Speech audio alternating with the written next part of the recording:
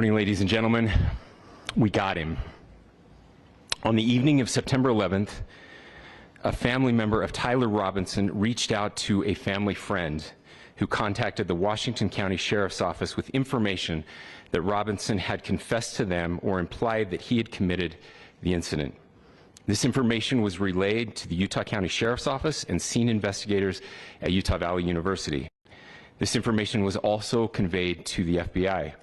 Investigators reviewed additional video footage from UVU surveillance and identified Robinson arriving on UVU campus in a gray Dodge Challenger at approximately 8:29 a.m. on September 10th, in which he is observed on video in a plain maroon t-shirt, light-colored shorts, a black hat with a white logo, and light-colored shoes.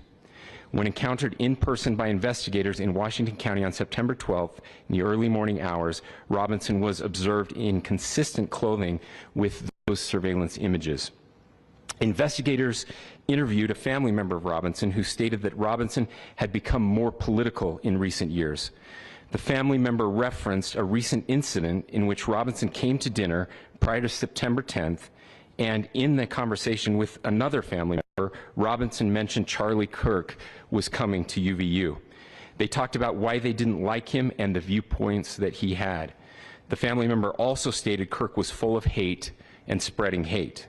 The family member also confirmed Robinson had a gray Dodge Challenger.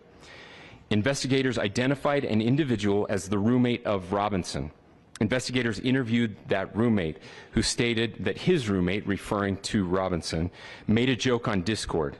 Investigators asked if he would show them the messages on Discord. He opened it and showed several messages to investigators and allowed investigators to take photos of the screen as each message was shown by Robinson's roommate. These photos consisted of various messages, including content of messages between the phone contact named Tyler with an emoji icon and Robinson's roommate's device. The content of these messages included messages affiliated with the contact Tyler, stating a need to retrieve a rifle from a drop point, leaving the rifle in a bush, messages related to visually watching the area where a rifle was left, and a message referring to having left the rifle wrapped in a towel. The messages also refer to engraving bullets and a mention of a scope and the rifle being unique. Messages from the contact Tyler also mentioned that he had changed outfits. I know there's been speculation as well as to the writing on those casings, those bullet casings, and I believe we have that as well. And I will share that with you now. So the area north of Campus Drive Road where the suspect crossed over, you saw some of that in the video that we released last night, consists of a grassy area with trees on the edge of the UVU campus. Investigators discovered a bolt-action rifle wrapped in a dark-colored towel. The rifle was determined to be a Mauser Model 98 30-06 caliber bolt-action rifle. The rifle had a scope mounted on top of it. Investigators noted inscriptions that had been engraved on casings found with the rifle.